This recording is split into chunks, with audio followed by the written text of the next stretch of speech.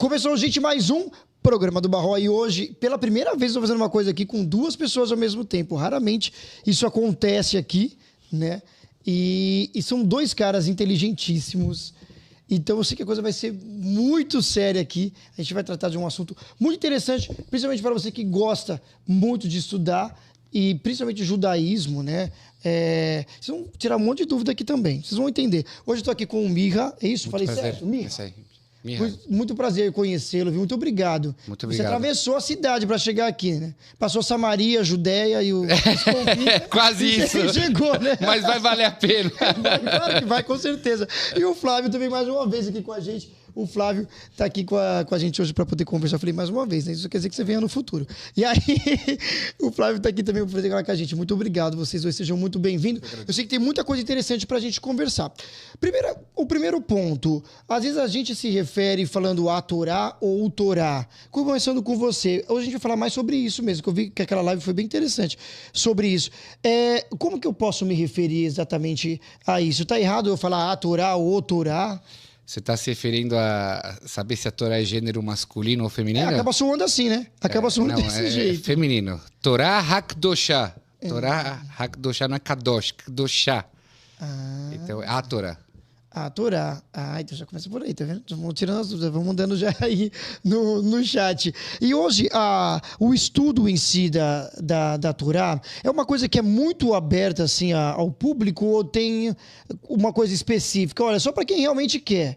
Ou não, todo mundo tem acesso hoje. É diferente como antigamente? Veja, hoje é fácil. Tem mais acesso. Da tecnologia e hoje tem várias Torá publicadas, só que com isso também tem muita confusão, né? Porque cada um acha que está na verdadeira tradução da Torá e não necessariamente ele está lendo a tradução correta. Então, acho que a Torá está bem acessível, mas quando você diz sobre entender, compreensão e tudo tal, isso está no mundo das yeshivot, das sinagogas, e isso é restrito ao pessoal judeu, né? Sim, eu entendi. E, pastor, você sente que hoje a questão do conhecimento, falta muito isso de pastores também conhecerem exatamente no original? É praticamente isso. Tem muitos que, olha, eu não vou conseguir entender essa língua, não. Eu não quero saber muito disso, não. Mas tem que ter esse esforço para poder entender exatamente a raiz, né, da coisa, vamos se dizer. Você entendeu o texto hebraico, a língua hebraica do texto original, isso ajuda muito. Mas ainda assim não vai ser suficiente. Porque, por mais que o rabino ele seja fluente no hebraico, ele interpreta, ele vai compreender o texto com base nos sábios. Então, existe uma interpretação. Essa interpretação é justamente a base da tradição. Então, a minha interpretação do texto hebraico, por mais que eu possa ler fluentemente o texto hebraico, a minha interpretação desse texto hebraico muitas das vezes não vai estar alinhada com os sábios. Aí eu gostaria de fazer um adendo, não corrigindo, tá? Não é corrigindo, mas acrescentando, é uma coisa que eu falo já há algum tempo, que hoje na internet tem muita gente que tem acesso ao Rumash, mas a Torá poucos têm. Porque o Rumash é o que nós chamamos de Pentateuco. Então o Pentateuco está ali, né? É claro, o judeu muitas das vezes ele se refere ao Rumash como Torá, ora ele fala Torá, ora ele fala Rumash, de forma intercambiada. Só que ele entende o que ele está falando. E às vezes um ocidental, um cristão evangélico, quando ele fala de Torá, ele pensa que Torá é só o Rumash, o que a gente chama de Pentateuco. Só que a Torá ela é muito mais extensa. A Torá é justamente todo o conjunto de ensinos que foi acumulado durante séculos e séculos e séculos, já milênios, né? Então, assim, muita gente tem acesso ao Rumash e consegue até acessar o texto hebraico, mas a Torá, poucos ainda têm. E os que têm, muitas das vezes entendem de forma inapropriada essa tradição. Sim, e através disso, pegando esse gancho, que eu quero transformar agora no debate, nós vamos transformar agora. Até agora eu até concordo com ele. Então tava muito quietinho, não tava? Tava muito quietinho. Não, eu comecei a sentir que tava muito quietinho. Falei, não, agora a gente vai transformar. Então, Torá é o Novo Testamento ou não? Eu sei que agora o negócio vai ficar sério. Começando com você primeiro, posso entender que seja isso ou não? Veja, o seu ponto de vista em relação a isso? Testamento é um sinônimo para Bíblia? Jamais. Só existe uma Bíblia, que é o Tanakh. por que nós, judeus, não enxergamos o Novo Testamento como uma Bíblia? A própria Torá diz que não haverá nada além da Torá e que você deve escutar a Torá. Eu sempre trago isso nos meus debates, que o pai do Mashiach é o rei Davi. E que ele orienta o seu filho Salomão, que se ele quer que continue a dinastia do reinado, de pai para filho, até o Mashiach, é seguindo a Torá de Moisés. Ou seja, nada que vem depois é uma Torá. Talvez seja um livro histórico, que a gente também pode debater sobre isso, mas não tem, para nós, validade de um testamento, de uma Bíblia. Ainda mais porque, na nossa visão, tudo que se escreve sobre Jesus não tem procedência.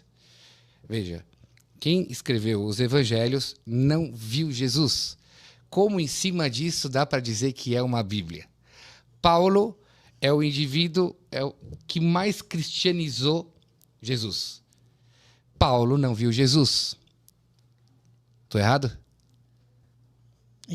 Paulo não viu Jesus. Quem é o primeiro que diz que Jesus é filho de uma virgem? Mateus, que para escrever o evangelho dele, ele olha para Marcos, que não escreve que Jesus é filho de uma virgem. Marcos não viu Jesus. Mateus não viu Jesus. Como esses evangelhos podem ter status de Bíblia versus a Torá, que foi entregue na frente de pelo menos 3 milhões de pessoas e que foi entregue a um povo em tempo real? Ou seja, Moisés não vai embora desse mundo antes de escrever a Torá, passar para o povo, e escreveu dezenas de vezes em dezenas de pedras. Então, nada pode substituir a Torá. Essa é a nossa visão. Isso. E o que você tem a dizer, pastor, em relação a isso? Ele trouxe muita coisa na fala dele, vamos tentar aqui pontuar de uma forma bem elegante. Né? E eu estou contando o tempo para cada um, viu? Estou olhando aqui. Eu tenho uma abordagem relacionada com o Novo Testamento. É claro, não é uma abordagem assim fundada, mas eu separo a expressão Novo Testamento dos documentos que fazem parte dele. Os evangelhos, como citado por eles, as cartas do apóstolo Paulo. Então, a expressão, ela sugere exatamente isso que o Rav Mirra colocou. Ela sugere justamente uma ideia de algo inaugural. E, obviamente, que eu, no lugar de qualquer judeu ortodoxo, me sentiria também muito incomodado com isso. Você saber que você tem um testamento que foi desenvolvido e criado para substituir a Bíblia hebraica, a Torá, os profetas, os escritos, todo o conjunto ali da Bíblia hebraica. Eu digo que, quando eu digo com base em literatura, em material que vai falar sobre o processo de desenvolvimento do cânon cristão, os apóstolos, todos que escreveram tudo que nós encontramos dentro do chamado Novo Testamento, eles não escreveram esses materiais com o objetivo de fazer desses materiais algo que viesse substituir a Bíblia hebraica, ou com que esses materiais viessem fazer parte de um cânon que viesse substituir a Bíblia hebraica. Eles escreveram endereçado para comunidades locais daquela época que estavam em desenvolvimento. Você percebe isso, por exemplo, lendo Eusébio de Cesareia. E, com o tempo, as comunidades evangélicas, que na verdade eram comunidades messiânicas ali por volta do 1º e 2º século, à medida que essas comunidades foram se afastando da sua raiz judaica e se desapegando desses elementos judaicos da fé, elas foram também usando literatura que era utilizada com um fim. Por exemplo, os evangelhos, eles eram lidos já dentro das comunidades messiânicas que já estavam bem avançadas no nível de tirar o judaísmo de dentro dela, nas leituras públicas aos domingos. Existe um documento dentro da crítica textual chamado de lecionário. O que eram os lecionários? Eram conjuntos de leituras que fazia parte dessas leituras os evangelhos, as cartas paulinas, que eram lidas aos domingos, justamente imitando aquilo que acontecia nas sinagogas judaicas nos dias de Shabat. Então, esse processo de retirada, né, do judaísmo, de tirar a igreja, o que hoje tornou-se essa igreja institucionalizada do judaísmo, culminou justamente com uma formação de um cânon para substituir a Bíblia hebraica. E isso, de fato, é algo cristão. Só que isso, ao meu entender, não diminui o valor, né, e a importância dos documentos que desse testamento chamado de Novo fazem parte. Então, esse é um ponto. Sobre a questão da Paulo cristianizar, na verdade, existe uma leitura totalmente equivocada acerca de Paulo em boa parte dos segmentos cristãos, assim como há também dentro do contexto judaico ortodoxo, acerca de Paulo. Assim como há, por exemplo, de cristãos que leem o Rumash sem a tradição. Hoje é comum você pegar, por exemplo, você pega um cristão evangélico, principalmente neófito, ele pega lá Devarim, Deuteronômio 6,4, Shema Israel, Adonai Eloheinu, Adonai Echad. Aí ele vai dizer que ali tem a Trindade impressa. Entendeu? Então, assim, o equívoco de ler não é só entender Paulo, é entender o próprio texto. Existe um desafio muito grande. Eu acho que o papel do intérprete, do exegeta, é exatamente você romper com esses abismos que existem, que é um abismo cultural. Né? O judaísmo, ele é uma religião, e o povo judeu é um povo de uma tradição milenar. Tradições que remontam séculos e séculos. Aí a gente pega, às vezes, um teólogo que teve uma formação teológica totalmente deficiente, baseada unicamente na patrística, ou seja, um contexto cultural helenístico totalmente distanciado daquele berço judaico, e eu vou botar ele para interpretar Paulo, um judeu, fariseu, segundo ele mesmo diz, zeloso da lei, e segundo o costume que há na lei, ele excedia todos os jovens da sua idade em judaísmo. As cartas de Paulo, para quem conhece a literatura rabínica, para quem conhece a literatura rabínica, você vai ver, por exemplo, num bate-papo que você teve lá com Rafael Rocha, ele falou sobre o conceito de ikvot de mishra. Essa expressão, tá certo? Que é Ikvetá de meshira. Ikvetá de meshira, que é uma expressão aramaica que fala dos calcanhares do Mashiach. Aí você explicou o conceito. Nós encontramos esse conceito nas palavras de Yeshua, quando ele vai falar das dores de parto, ele vai trazer isso. Rav Shaul, apóstolo Paulo, ele fala no capítulo 3, quando ele escreve para Timóteo, exatamente o que está lá no Tratado de Sanedrim 98, que é um tratado talmúdico, onde ele vai falar justamente quando se aproximasse a época da Geulah, duas coisas poderiam acontecer. Ou o mundo ele ia se degenerar totalmente, a lepra ia tomar conta, né? Ou não. Ou o oposto. As duas opções. Mas haveria os dois opostos. O apóstolo Paulo ele vai falar desse oposto negativo. Ele vai falar que nos últimos tempos surgiriam homens amantes de si mesmo, escarnecedores, avarentos, patricidas. Ele começa a listar muita coisa relacionada com as obras da carne, a Yetzirah, né? Então, isso é justamente um elemento que é linkado. Não tem como desassociar um judeu, Paulo, conhecendo a tradição, dizer assim, Paulo, você não inventou isso. Ele não inventou isso. Isso é algo presente dentro da tradição. Ele está justamente linkando, né, trazendo para aquela comunidade em Tessalônica algo que já era praticamente corrente dentro do ambiente judaico. Olha aí. Eu estou sentindo que está quase passando para o teu lado. Será que é isso mesmo? Sim, a gente... Falta pouco. Em Trindade... Falta pouco. Já está quase convencendo ele já, né? Trindade, graças a Deus. O que acontece? Ele tem brigado comigo. Eu estou meio chateado que ele está brigando comigo nos últimos dias aí. Não está nada. Mas o que você... deixa eu explicar o que eu vejo. Pode ficar à vontade. Eu vejo que houve uma evolução muito grande com relação a... Muitos já não conseguem enxergar Jesus como Trindade. Mas, ao mesmo tempo, não conseguem se desvincular de Jesus. E eu sempre bato na tecla que é impossível. Eu sei que existe um Jesus Roma, e que Roma fez Jesus virar um Deus, e que os messiânicos eles já não enxergam mais isso. Mas não tem como desvincular Jesus de Roma, porque os únicos elementos que eu tenho para saber quem foi Jesus é o Novo Testamento. Fato. Ele não escreveu nada. Eu só tenho o Novo Testamento. E quando você lê o Novo Testamento, ele não bate com a Torá. E agora você está ouvindo isso de alguém que não é um especialista no Novo Testamento, verdade, eu assumo, mas não sou um especialista da Torá. Sim. Eu leio a Torá no original. E conforme ele falou, com a tradição milenar judaica de transmissão, que é a Torá oral.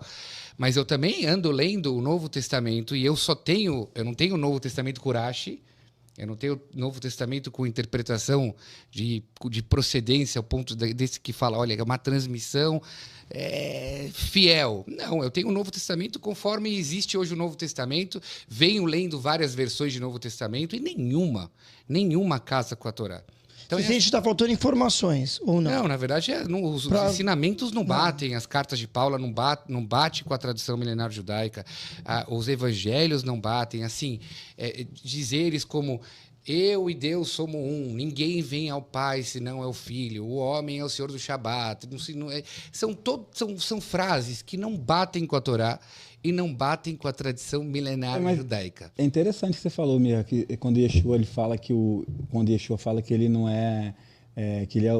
que o Shabat foi feito, nesse contexto Yeshua vai dizer que o Shabat foi feito para o homem e não o homem para o Shabat. Porque existe um tratado, se eu não me engano, eu acho que é o Tratado de Shabat 87, 88, que vai trazer justamente ensinos nessa linha do papel e da importância do Shabat, né? E que Pikuach Nefesh, do Rei Shabat. Eu entendo o que você está falando. No Talmud está escrito que se uma pessoa está numa situação de apuros, ela pode profanar o Shabat.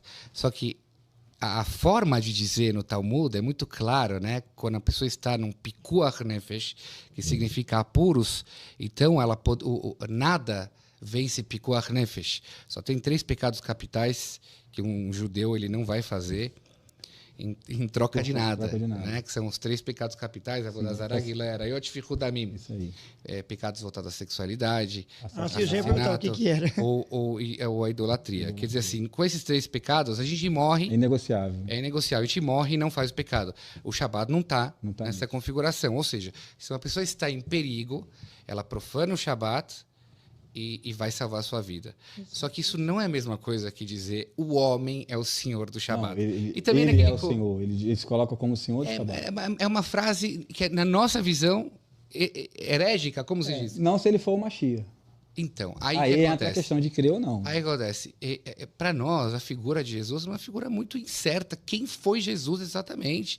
Não temos elementos suficientes para saber quem foi Jesus. Você pode ver, o Talmud traz passagens sobre Jesus que é questionável se é o mesmo Jesus ou não. Sim. Afinal, esse Yeshua ben Pandira, o aluno de Rabi Yoshua ben Prachia, temos uma questão com a data que Rabi Yoshua ben Prachia viveu 1 século antes, exatamente, ao que se relata sobre Jesus. O próprio Jesus tem uma questão lá complicada que pode esbarrar em 4, 5, 6 anos, exatamente quando ele viveu. No próprio Talmud é mencionado alguns tipos de Yeshu, que pode ter havido outros Yeshus. Rabbeinu Tam, que era aluno de Rashi, menciona em uma dos tratados lá que traz sobre Jesus, esse não é o mesmo Jesus que todo mundo fala como Jesus, o Notzri. Teve outros. Então, veja, a figura de Jesus é uma figura incerta. E o Mashiach não pode ser uma figura incerta. E assim, eu digo assim, se você hoje for fazer um Wikipedia sobre Jesus, não tenho como fazer um Wikipedia conciso e claro quem foi Jesus. Porque o que é um Wikipedia? É mostrar, trazer elementos, quem é esse homem, certo? E trazer provas.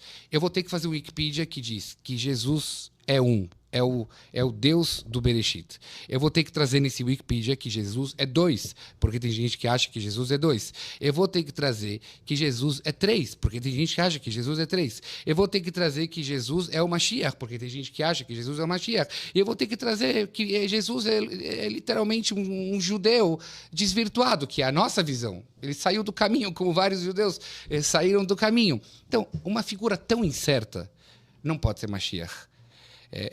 Na literatura judaica, rabínica, não tem grandes figuras que são incertos, que são uma dúvida que eles foram. Está muito claro quem foi Moisés, está muito claro quem foi Samuel, quem foi o rei Davi. Está muito claro, ninguém tem dúvidas. E até o profeta Muhammad, que veio 400, 500 anos depois, é muito claro quem é ele. A pergunta é, quem foi Jesus? Não sei. Como é que um homem tão incerto é o Mashiach que vai salvar a humanidade? Essa é a nossa visão. Não tem como ele ser Mashiach. Sem falar que as profecias, conforme a interpretação, não somente cristã, até desses que se intitulam judeus messiânicos, que eu digo que não existe judeus messiânicos. Eu faço um tema para uma live inteira. Não existe o conceito judeus messiânicos, que é a mesma coisa que dizer eu sou... Então, para você foi inventado isso. Não, mas eu te pergunto, existe um católico protestante? E se eu chegasse aqui e falar assim, eu sou um católico protestante. Hoje, mas... Alguém pode se intitular católico protestante? Não. Ou você é católico, ou você é protestante. Então, se uma pessoa é judia e ela segue a Torá, porque o judeu está vinculado à Torá.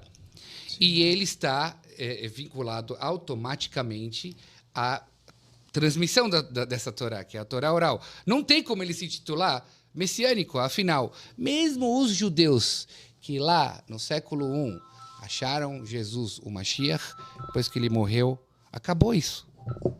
Não tem como achar ele continuar sendo o Mashiach, morrendo. Não, aí precisou enxertar um novo conceito de arrebatamento, que o homem sobe e depois ele desce, e que não tem fonte nenhuma. Aí o que acontece? Todos esses que acreditam em Jesus precisam começar a criar, fazer dribles de Pelé para tentar achar algum lugar na Bíblia que existe esse negócio de subir e descer e desaparecer e aparecer, que é uma coisa que não tem procedência. Então, por isso, para nós, muito claro, Jesus não pode ser Mashiach. Para você, você acha que tem um ponto forte que você pode colocar aqui que faça com que ele entenda isso? Não, de que não, existe sim, Jesus existiu. Já leu o Novo Testamento e todo? É isso. O chamado Novo Testamento todo? Então, pergunta aqui que é o Novo Testamento, né? Porque hoje já... Olha, eu acho de forma simples, assim. Vamos falar esses assim. documentos que estão intitulados dessa ele forma. Que ele leu. Já leu? Com versões diferentes, não foi isso? Eu venho lendo. Eu venho lendo. Então, não sei se dá para dizer que eu li tudo, porque às vezes eu leio, eu vou falar... Sim. Agora eu quero ler Marcos, agora eu quero ler João. Não. Agora isso. Eu tô lendo agora até a Peshita, né? Que dizem que a Peshita ela é um pouco mais... É, aramaico. Que você vê, até sobre a procedência da língua do Novo Testamento não se tem uma ideia a clara. A supremacia do texto é o texto supremo. Né? Por mais que é grego. O texto, a supremacia dos textos é o texto grego. Por mais então, mas o que fez a Peshita acha que foi aramaico. Por mais que a Peshita aramaica ela vai te fornecer assim, elementos que vão te aproximar muito mais de uma concepção semítica, né? Mas o texto hoje, a supremacia, pelo menos aqui no aspecto ocidental, é o texto grego. A fonte mais segura sobre Yeshua é o Novo Testamento. Então, assim, sobre as informações dos diversos Yeshu que aparece dentro da literatura talmúdica, nós podemos conversar vastamente sobre isso. Né? Uma questão o senhor abordou, que é a questão da anacronia em relação à data ali, principalmente ele falando de Sotá 47 e Gitin 57, se eu não me engano também. Uhum. Sanedrim 107 e Gitin e Sotá 47. Vai trazer ali informações que vão trazer essa anacronia em relação à data. Eu, como gosto da tradição e entendo o valor da tradição no que se refere à interpretação do texto bíblico, então eu não utilizaria de um recurso num debate ou num bate-papo que neutralizasse ou invalidasse a tradição. Eu prefiro entender que, por exemplo, acerca dessa anacronia que o Talmud apresenta acerca de Yeshua, porque você tem vários retratos pintados dentro do próprio Talmud. Existem explicações bem lógicas para isso. O Talmud, quando ele vai... A tradição oral, a Shebelpê, quando ela vai ser colocada e passada de forma escrita ali, por uma questão até de necessidade, perseguição que o povo judeu estava vivendo e a capacidade, de repente, de memorizar e transmitir aquilo não era mais a mesma, o Talmud ele vai ser compilado num período de muita polaridade religiosa. Correto. E a igreja, nessa época, a Idade das Trevas, ela perseguia, ela matava. Né? O catolicismo, o conceito de cristianismo, como nós conhecemos hoje, é totalmente diferente desse período. A Inquisição, que veio por volta de 1092, se eu não me engano, os tribunais simplesmente, se eles tivessem alguma coisa com você, principalmente se você fosse rico, eles arrumavam uma acusação, e tomava de você. Te julgava e matava e confiscava os seus bens, era da igreja. Então, assim, muitas das questões relacionadas com a anacronia das datas pode estar relacionadas justamente com isso. Os próprios sábios perseguições modificaram o texto. Correto. Né? Isso tem uma relevância muito grande também, tá? O fato de você mexer no texto justamente para confundir e isso não soar como, de repente, um ataque direto àquele cristianismo que perseguia e matava. E, então, assim, eu prefiro seguir linhas como essa, linhas que, por exemplo, de repente, a possibilidade de não ser uma referência ao Jesus, o Yeshua do Novo Testamento, ela é absurda. Né? Ela é absurda. Por quê? Pela questão da data e os fatos que aconteceram ali não casam justamente com as descrições que aparecem dentro do Novo Testamento. E uma coisa, o judaísmo ele vai justificar o que fez, por exemplo, lá em Sanedrim 43, se eu não me engano, você tem a informação de que foi censurado toda aquela... Entendeu? A parte de baixo da página toda foi exatamente. censurada. Então, assim, o Sanedrim vai mostrar que os judeus julgaram... O Novo Testamento, quando fala do julgamento de Jesus, de Yeshua, Jesus vai ser julgado justamente num período que ele não deveria ser julgado, não para a pena capital. O direito judaico diz isso. Então, que é justamente o período que, em vésperas de Moedim, de festividades sacras da Torá, as festas bíblicas, Jesus está sendo praticamente julgado e condenado durante o período de Pessa. Certo. Isso não poderia. Segunda coisa, o tribunal... a gente vê isso, por exemplo, na própria Parashá Mishpatim, lá em Shemot 20, na Parashá Mishpatim, você tem praticamente ali uma transcrição das leis mais básicas da Torá, categorizadas como Mishpatim. Você tem Mishpatim, Eidut e Hukim, né? E Mishpatim são as leis mais básicas. Nas leis mais básicas, geralmente os comentários judaicos na Parashá Mishpatim vai dizer que um judeu ele fica praticamente impedido de entregar o outro judeu para ser julgado em uma corte gentílica. Yeshua vai ser julgado por uma corte gentílica, entregue por judeus. Aí é que eu faço uma defesa ao judeu. Tem muita gente que acusa, e o cristianismo ele fez isso durante séculos, de acusar os judeus de terem matado Jesus. Quem matou Jesus não foi os judeus. Eu ouvi falar muito disso. Entendeu? Quem matou foi os romanos. Aí aqui a gente tem uma situação bem interessante, que por um raciocínio lógico é interessante pensarmos dessa forma. Roma jamais poderia ter criado um Messias que ele mesmo matou. Isso é muito incoerente. Você criar alguém... Só isso, um Deus, entendeu? Né? Ajudei ele... nós ajudamos ele virar Deus, porra. Imagina, você vai criar alguém que tem o potencial de praticamente dominar o mundo e depois você vai matar ele. Assim, isso não casa. Tem alguns... Não é o Rav que fala isso, mas tem alguns... eu vou chamar de rabinos que falam esse tipo de... Eu teria vergonha de falar isso, porque isso não é uma coisa respeitada no campo do estudo, no campo do academicismo. Então, você tem essas infrações. O Talmud vai justificar isso, quando fala desse Yeshu, que parece com o do Novo Testamento, só que do Novo Testamento ele é crucificado, porque quem matou foi Roma. Do Talmud ele é enforcado, é totalmente diferente. Não tem como ser o mesmo. Se eu admitir que é o mesmo, eu vou ter que admitir outras questões. A possibilidade dos rabinos terem alterado o texto do Talmud justamente para se desvencilhar da igreja que perseguia e matava na época. Aí entra uma questão. Até que ponto eu posso confiar nos sábios, então, já que eles não tiveram a integridade de manter a legitimidade do texto para se salvar? Dado que o povo judeu sempre viveu em perigo. Então, é uma questão que eu posso levantar. E isso eu acredito que esse campo de debate, ele existe, entendeu? Sim, a gente então, vai assim, concordar. eu acredito, sinceramente, Rav Mirra, que todos os supostos messias que aparecem dentro do Talmud são pessoas reais que existiram dentro da história judaica, mas eles não têm nenhuma relação com o Yeshua do Novo Testamento. O Yeshua do Novo Testamento, ele faz com que eu olhe para você e te ame. Cara, eu amo esse cara. Sabe o que eu gosto nele? Ele é um dos poucos rabinos ortodoxos no Brasil A gente perturba ele o dia inteiro, cara. A gente manda... Isso aqui fica... Ó, tô falando com o Michael, fala pra ele isso. Ele recebe, ele atende. Obrigado. Tem liderança judaica messiânica que a gente não consegue falar. A gente consegue falar com ele.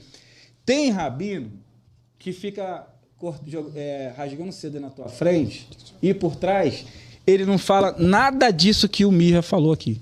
Uma coisa que eu admiro demais nas pessoas. Obrigado. Eu admiro muito no Mirra. Ele fala, é o pensamento dele. Isso torna ele um pouco previsível, mas torna a conversa muito... Mesmo sendo uma conversa complicada, ela ainda assim não perde aquele tom agradável. Então, eu gosto demais. Legal. Obrigado. Eu achei muito interessante. Obrigado por isso, professor. Achei muito interessante também essa coisa de vocês terem serem próximos. Mas uma coisa que me pegou no meio dessa conversa toda, será que ele... já deve ter escutado dessa maneira. Ele veio para os seus, mas os seus não aceitaram. Ih, tem tanta leitura Será que não é por isso? Aí. Então, será que não é por isso que rolou esse lance de, achar que foram os judeus que matou? Porque, veja Nesse bem... ponto vocês falaram aí agora. Você também entendeu desse jeito ou não? Porque já ouviu essa frase? Não, está em de Mateus. Falar assim, isso. João capítulo 1, verso 12. Cara, muita gente fala isso, prega dessa maneira de, mas ele veio para os seus não aceitaram. Que bom que eles não aceitaram. Eu tenho 44 anos. Agora o Jesus é nosso e eles não queriam. É meio que isso. Eu tenho 44, minha tem 37. Eu queria ter 37. Tu não tem 37? Eu tô com 42. Eu sou mais velho, mas ele é mais inteligente que eu, tá? Não, que isso? O que acontece? Então, ele começou a ler o Novo Testamento agora. Não seria por essa expressão que faz Sim, também com que certeza. não só ele como os outros entendam de que, Sim, olha... é uma leitura errada. Que os judeus foram culpados disso. É uma leitura errada, mas veja bem... O Mir, ele começou a ler o Novo Testamento recentemente. Ele é um dos poucos judeus ortodoxos que tem se colocado nessa questão de estudar, é claro. Eu acredito que a leitura dele está sendo uma leitura solitária, né? Independente. E se estiver sendo assessorado, está muito mal assessorado, tá? É melhor você aprender comigo.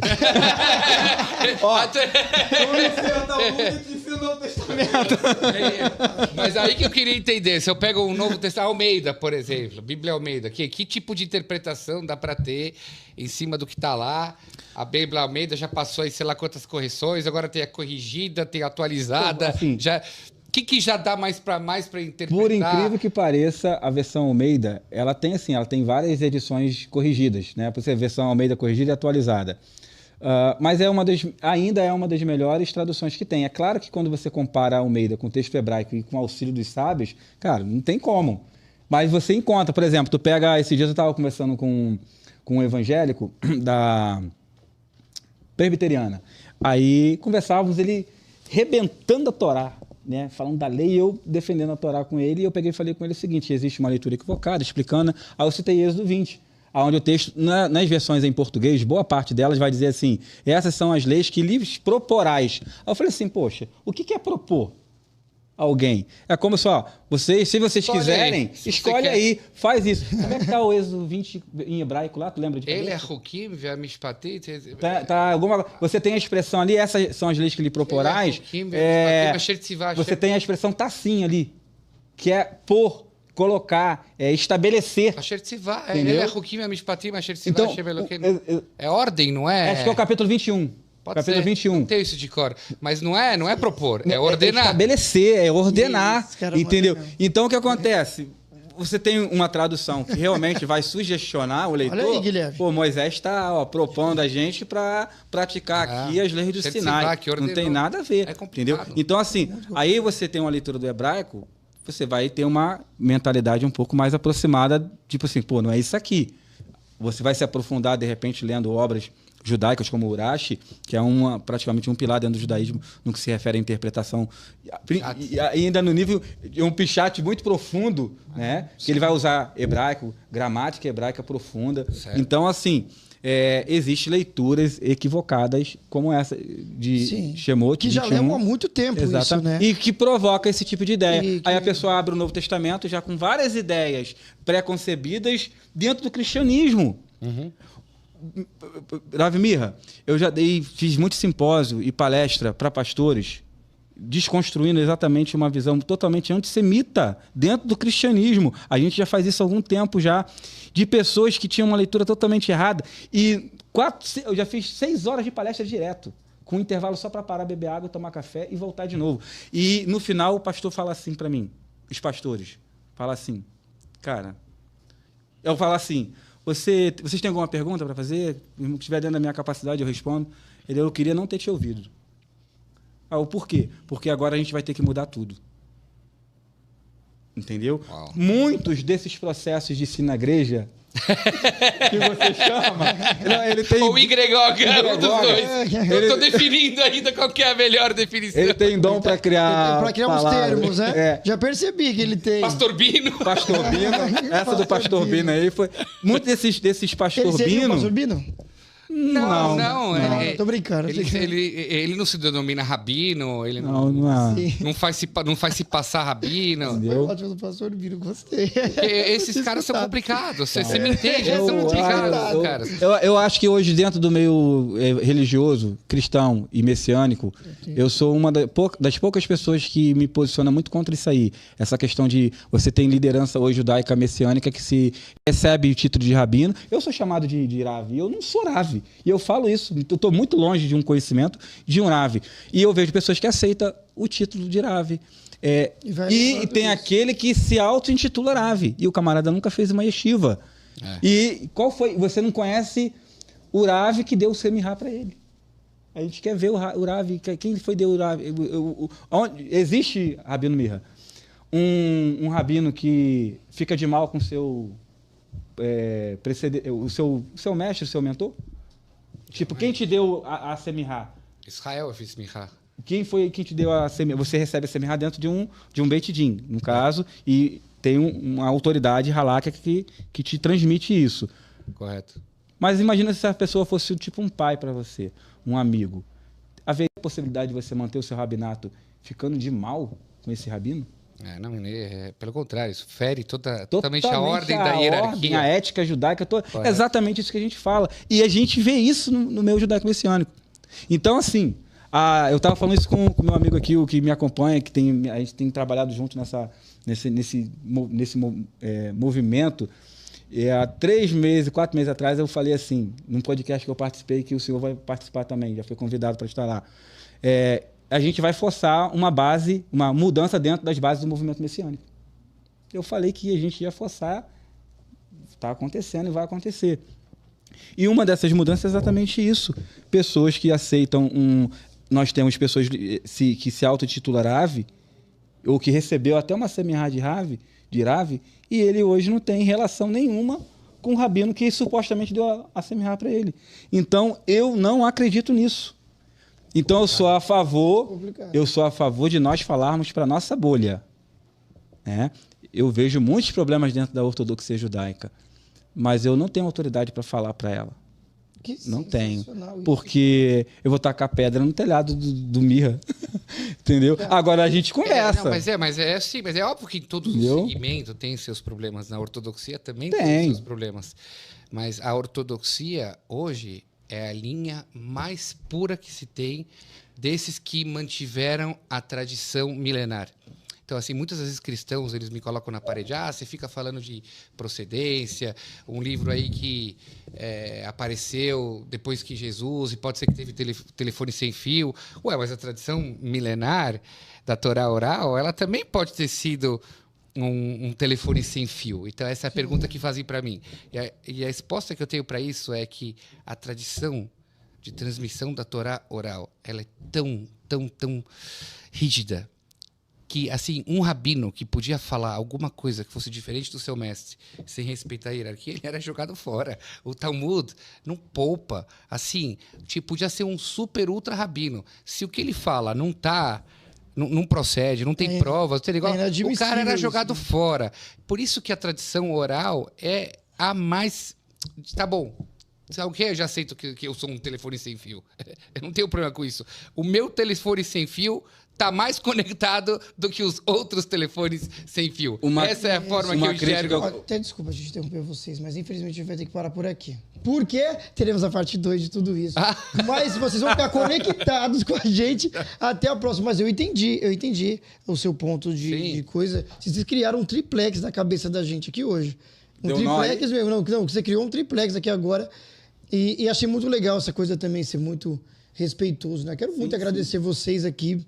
Que pena que foi muito rápido, foi relâmpago, mas... Eu sigo ele no Instagram, eu aprendo muito com os vídeos que ele... você segue ele já no Instagram, olha aí. Segue ele no Instagram. E por falar nisso, qual é o seu Instagram também? Já falou olhando para aquela câmera lá para poder o pessoal seguir. Quem quiser acompanhar. Mirra Gamerman, convido todos vocês para me seguirem. Como que escreve isso?